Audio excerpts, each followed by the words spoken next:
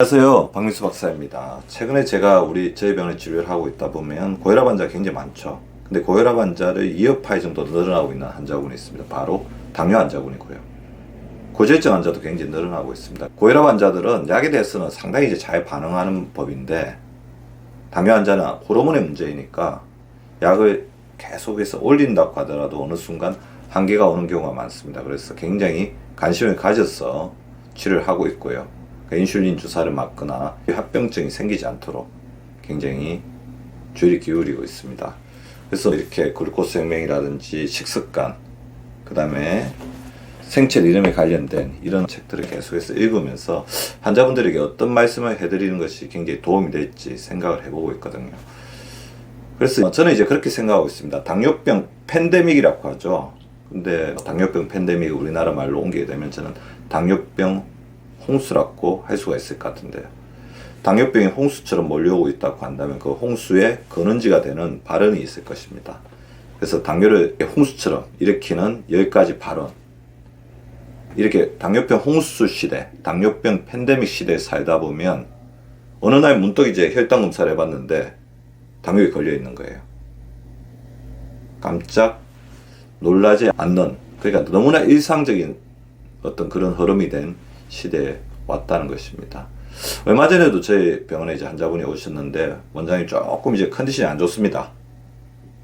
그래서 수액을 좀 맞고 가고 싶습니다. 그래 말씀을 해주셨는데 혈당 검사를 조금 해보고 싶은 겁니다. 에너지가 굉장히 떨어지고 뭔가 목이 마르다고 해서 말씀을 드렸습니다. 그래서 체크를 해봤더니 당뇨였어요.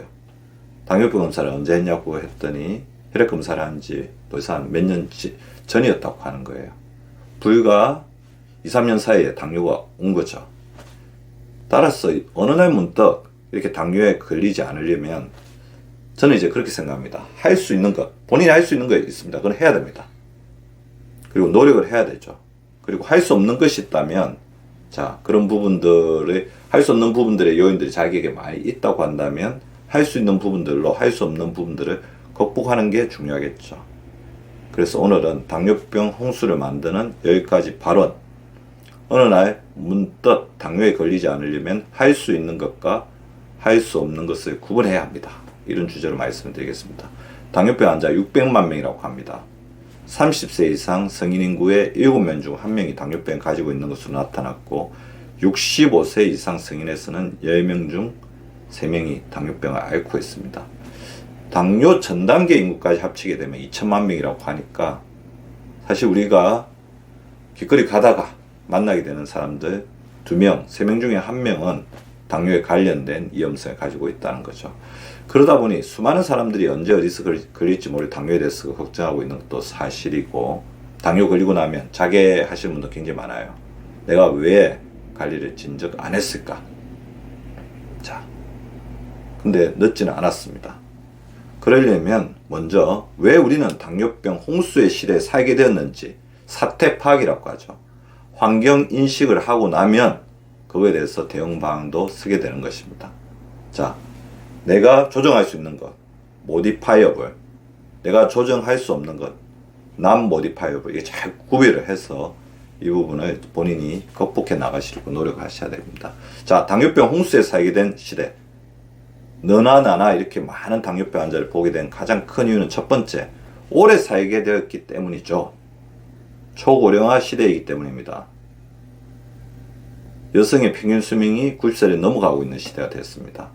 저는 그렇게 생각해요. 한국 사람들의 호르몬 총량 법칙, 인슐린 호르몬 총량 법칙에 의하면 60세, 70세 정도로 세팅이 되어 있었는데 기대 여명이 20년, 30년 더 늘어나면서 당뇨병에 시달릴 수밖에 없는 그런 어떤 시대적 환경이 왔다는 겁니다. 그러니까 이전과 같은 생활 방식을 해서는 안 된다는 거죠.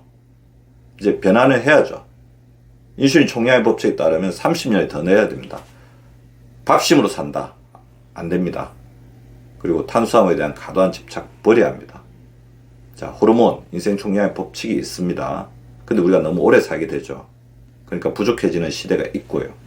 자, 오래 살다 보면 인슐린을 만드는 췌장도 끊임없이 혹사당하고 있다는 것을 알고 계셔야 됩니다. 그래서 췌장에 대한 배려가 굉장히 중요합니다. 두 번째, 음식이 진화하고 있습니다. 자, 반대로 이야기하면 건강학적으로는 퇴화하고 있는 거죠. 우리의 입맛에 맞는 것. 조금만 먹어도 굉장히 만족감을 주는 것. 부드럽게 잘 넘어가는 것. 함정이 있는 거죠.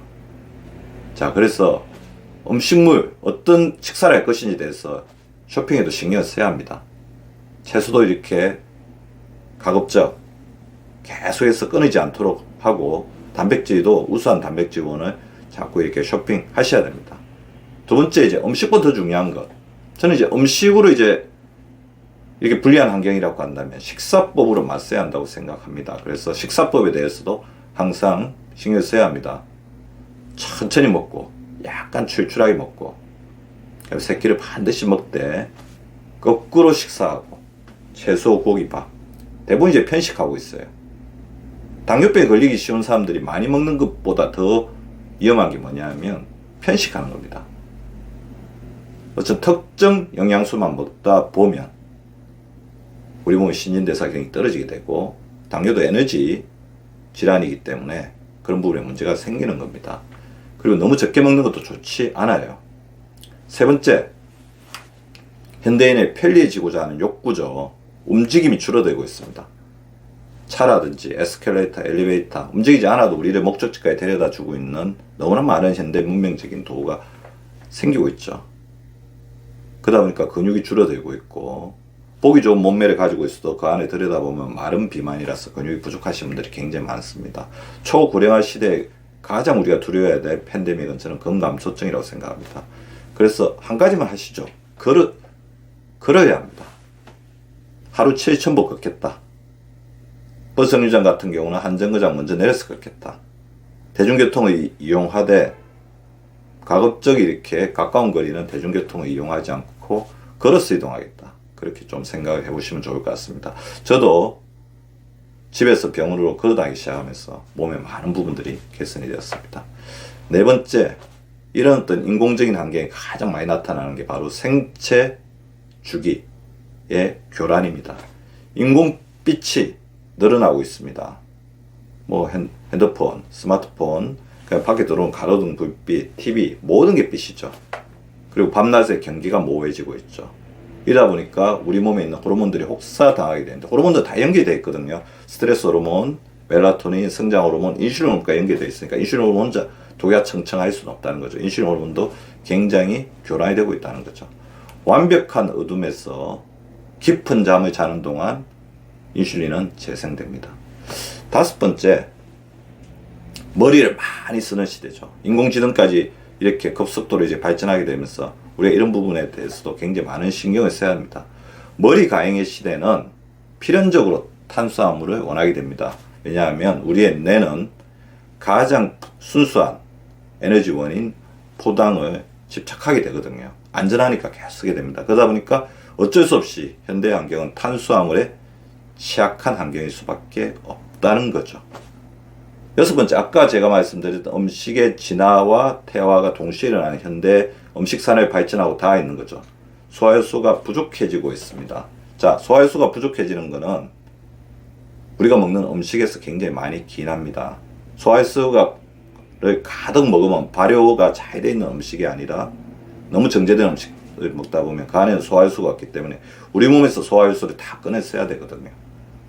이러다 보면 췌장이 간이 부담을 주게 됩니다. 췌장과 간에 부담을 주어서 소화효소 분비가 문제가 생기게 되면 호르몬도 또 줄어들게 되죠. 자, 야채가 절대적으로 필요합니다. 야채를 잘 먹는, 꾸준히 먹는 습관을 들여주시기 바랍니다. 일곱 번째, 현대인의 숙명이죠. 스트레스가 늘어나고 있습니다.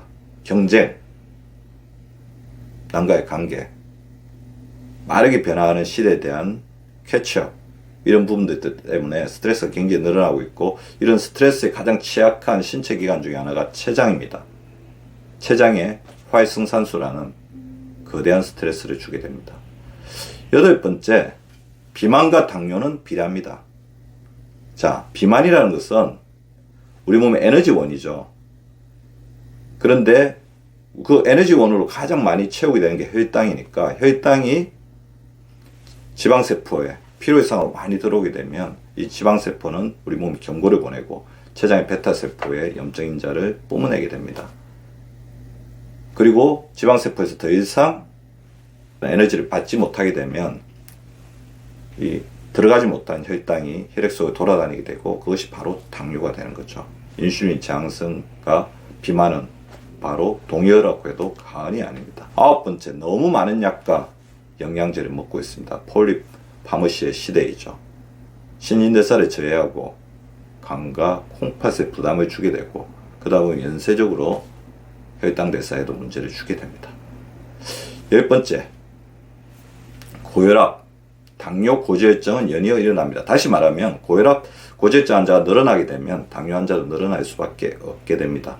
자, 이런 체인을 대사증후군이라고 하죠. 자, 고혈압, 당뇨, 고지혈증, 이 연골고리를 끊어야 합니다. 자, 당뇨에 걸리지 않는 것도 중요하지만 걸렸다고 한다면 합병증 관리가 제일 중요합니다. 그래서 당뇨약이 중요한 거죠. 당뇨약이 최선은 아니지만 최악은 막아줍니다. 저는 그렇게 생각해요. 약을 안 먹고 조절한다면 최상이겠지만 병이 있는데 약을 안 먹는다는 것은 어떻게 보면 자기 몸에 대한 굉장히 손상을 미치는 행위라고 볼 수가 있죠. 약을 먹고 조정하는 것은 차선의 길입니다. 자, 그런데 나는 약을 안 먹고 싶어. 그러려면 당뇨에 걸리기 전에 10배의 노력을 하셔야 된다는 것을 반드시 아셔야 되고요. 더불어 약을 먹고 있더라도 제가 말씀드린 아까 10가지의 바른 요인들을 끊임없이 차단하고 자기가 할 수 있는 부분을 해서 이거를 극복하려는 노력을 하지 않으면 약의 개수가 점점 늘어날 뿐만 아니라 어느 순간 췌장의 베타세포는 활동을 멈추게 됩니다.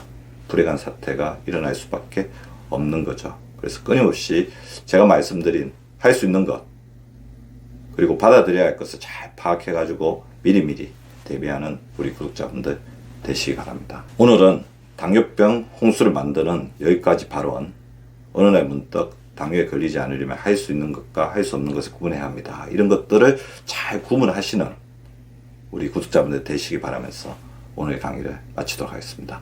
감사합니다.